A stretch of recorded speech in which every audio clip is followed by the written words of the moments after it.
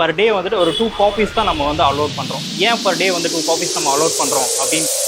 High, என் பேர் சக்தி. நான் south Indian coffee ஹவுஸில் ஏரியா மேனேஜராக ஒர்க் பண்ணிகிட்டு இருக்கேன். ஸோ நம்மளோட கம்பெனியோட மெயின் கோல் என்னன்னு பார்த்தீங்கன்னா கஸ்டமர் சர்வீஸ். ஸோ வர கஸ்டமர்ஸ் வந்துட்டு பர் டே வந்துட்டு ஒரு 2 காஃபீஸ் தான் நம்ம வந்து அலோட் பண்ணுறோம். ஏன் பர் டே வந்து 2 காஃபீஸ் நம்ம அலோட் பண்ணுறோம்? கெஃபைனோட அளவு வந்து பர் டே வந்து ஒரு 2 காஃபீஸ் தான் ஒரு ஹியூமன் வந்து சாப்பிடணுங்கிற மெடிக்கல் சைடில் ஒரு அட்வைசபிளாக இருக்குது.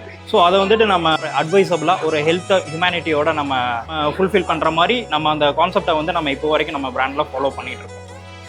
ஸோ அதே மாதிரி நம்மக்கிட்ட வந்து பார்த்திங்கன்னா ஆல் ப்ராடக்ட்ஸ், அதாவது ஸ்நாக்ஸஸாக இருக்கட்டும், என்ன ப்ராடக்டாக இருக்கட்டும், எல்லாமே ஃபுல் அண்ட் ஃபுல் பார்த்திங்கன்னா வந்துட்டு ஒரு குவாலிட்டி பேஸில் தான் இருக்கும்.